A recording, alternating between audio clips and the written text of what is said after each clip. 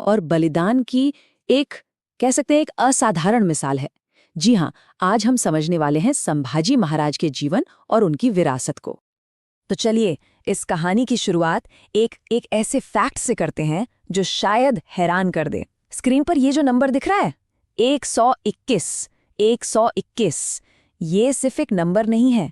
संभाजी महाराज ने अपने जीवन में इतने ही युद्ध लड़े थे, और कमाल की बात यह है कि वो उनमें से एक भी नहीं हारे, एक भी नहीं।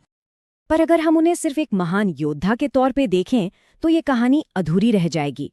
असल में उनकी नींव एक विद्वान राजकुमार के तौर पे रखी गई थी। उनकी काबिलियत सच में बचपन से ही बहुत असाधारण थी। जरा सोचिए, सिर्फ 14 साल की उम्र में, मतलब जिस उम्र में राजकुमार आमतौर पर युद्ध कला सीख रहे होते हैं, उस उम्र में उन्होंने संस्कृत में 3 बड़े बड़े जटिल ग्रंथ लिख दिए थे। ये उनके ज्ञान की गहराई दिखाता है। और बात यहीं खत्म नहीं होती। इसके ठीक 2 साल बाद, महज 16 साल की उम्र में, वो जंग के मैदान में अपनी पहली जीत भी हासिल कर चुके थे। तो यहाँ पर ना उनके व्यक्तित्व के 2 पहलू एकदम साफ नजर आते हैं। एक तरफ वो कलम के धनी थे, एक विद्वान, और दूसरी तरफ वो तलवार के भी उतने ही धनी थे, एक जबरदस्त योद्धा।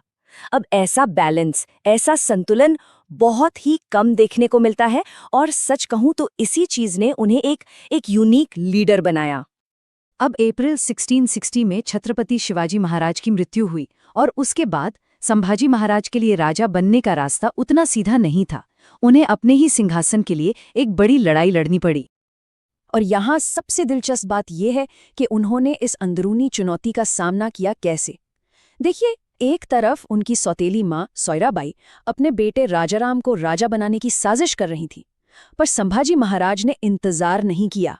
उन्होंने बहुत तेजी दिखाई, एकदम डिसाइसिव एक्शन लिया, और पन्हाला और रायगढ़ जैसे जरूरी किलों पर कब्जा करके सिंहासन पर अपना हक जता दिया।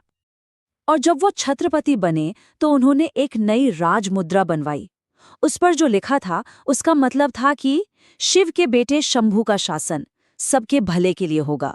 तो ये सिर्फ एक रॉयल सील नहीं थी, ये उनके पूरे शासन का विजन था, उनका नजरिया था। तो सिंहासन पर बैठने के बाद उन्होंने ये साबित कर दिया कि वो सिर्फ एक योद्धा नहीं है, बल्कि एक बहुत ही काबिल एडमिनिस्ट्रेटर, एक बेहतरीन प्रशासक भी हैं। वो सिर्फ जंग जीतने वाले राजा नहीं थे, वो सच में जनता के राजा थे। जरा उनके कुछ कामों पर नजर डालते हैं। उन्होंने किसानों के लिए टैक्स कम कर दिए, आम लोगों के लिए मुफ्त इलाज का इंतजाम किया, और इतना ही नहीं, उन्होंने एक अलग डिपार्टमेंट बनाया उन लोगों की मदद के लिए जिनका धर्म जबरदस्ती बदलवाया गया था, ताकि वो वापस आ सकें। और हाँ, लड़ाई के मैदान में तो उनकी जीत का सिलसिला रुका ही नहीं। बुरहानपुर में मुगलों को हराया और उनका खजाना कब्जे में लिया। फिर मैसूर के राजा चिक्कदेवराय को हराया, और गोवा में पुर्तगालियों को हराकर उनके और मुगलों के बीच के गठबंधन को ही तोड़ दिया। मतलब ये सारी जीतें उनकी शानदार स्ट्रैटेजी को दिखाती हैं। लेकिन हर कहानी की तरह इस कहानी में भी एक नाटकीय मोड़ आता है, एक ऐसा टर्निंग पॉइंट जहां उस अजेय राजा को, जिसे कोई हरा नहीं सका था, उसे पकड़ लिया जाता है। तो सवाल यही उठता है कि जो राजा जंग के मैदान में कभी नहीं हारा, उसे आखिर पकड़ा कैसे गया? और इसका जवाब बहुत सीधा है और उतना ही दुखद भी। उन्हें लड़ाई में नहीं, बल्कि धोखे से पकड़ा गया था। और ये धोखा किसी और ने नहीं, बल्कि उनके अपने ही एक रिश्तेदार, उनके बहनोई गणोजी शिर्के ने किया। उसी ने मुगलों को बता दिया कि संभाजी महाराज कहाँ छुपे हैं। अब जरा इन आंकड़ों को देखिए।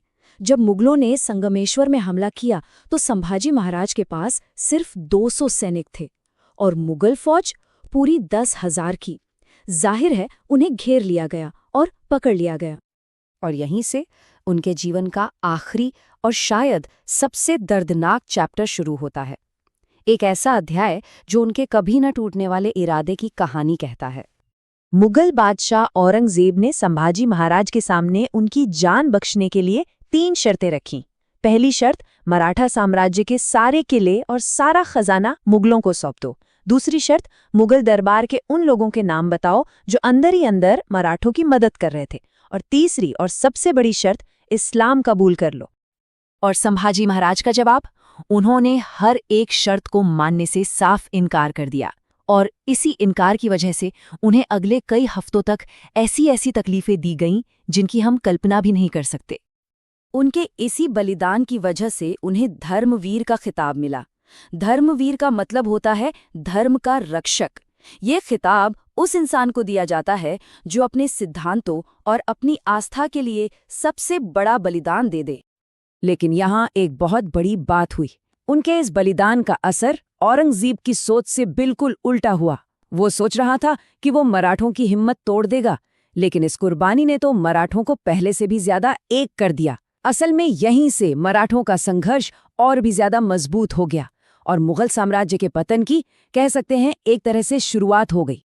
और यही वजह है कि आज उन्हें इस पूरे सम्मान के साथ याद किया जाता है, धर्मवीर छत्रपति संभाजी महाराज। ये सिर्फ एक नाम नहीं है, ये उनकी वीरता, उनके शासन और उनके बलिदान, इन तीनों का प्रतीक है। तो आखिर में ये कहानी हमें एक बहुत गहरे सवाल के साथ छोड़ जाती है कि किसी की विरासत को असल में कौन सी चीज तय करती है। एक ऐसा जीवन जिसमें कोई हार ना हो, या फिर एक ऐसी मौत जो सिद्धांतों के लिए दी गई हो। संभाजी महाराज